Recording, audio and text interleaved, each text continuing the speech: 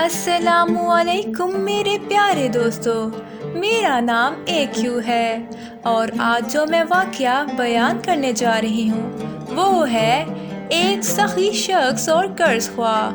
لیکن آگے بڑھنے سے پہلے اردو سٹوری اسپون کے ساتھ جڑ جائیے، کیونکہ یہاں میں آپ کو سناؤں گی ہر روز مزے مزے کی کہانیاں۔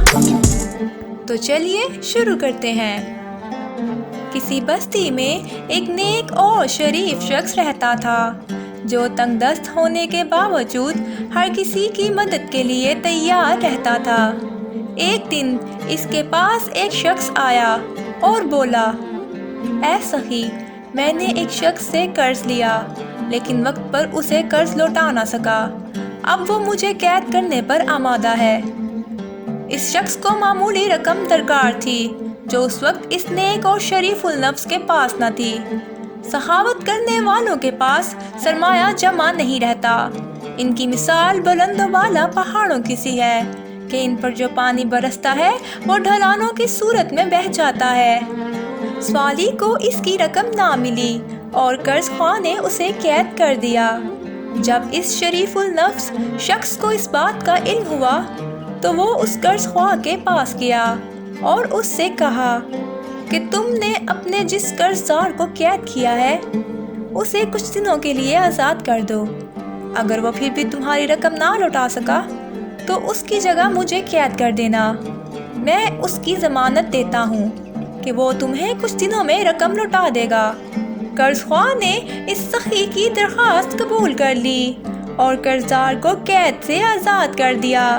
سخی نے اس سے کہا، اللہ تعالیٰ نے تجھے قید سے رہائی عطا کی، اب تو یہاں سے بھاگ جا۔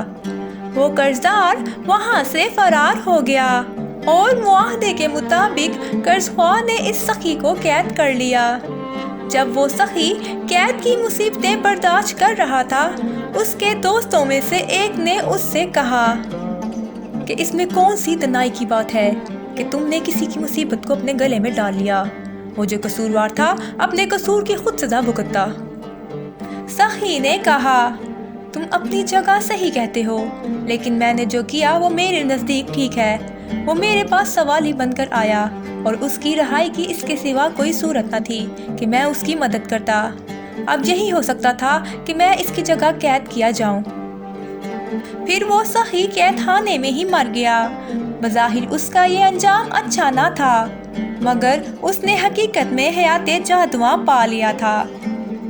تو دوستو، آپ نے اس واقعے سے کیا سیکھا یہ آپ مجھے بتائیں گے، اور اگر میں بیان کروں تو میں نے اس سے یہ سیکھا کہ ہمیں دوسروں کے مشکل وقت میں ان کی مدد کرنی چاہیے تاکہ وہ خود کو اکیلا نہ سمجھیں۔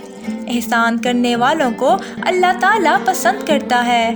قرض خواہوں کو چاہیے کہ اگر قرض دار ان کی رقم نہیں لوٹا سکتے تو وہ ان کے ساتھ احسان کرتے ہوئے انہیں معاف کر دیں، بے شک اللہ تعالیٰ راضی ہوگا۔ تو میرے پیارے دوستو، ملتے ہیں کل اگلی کہانی کے ساتھ۔ تب تک اپنا خیال رکھیے گا۔ اللہ حافظ۔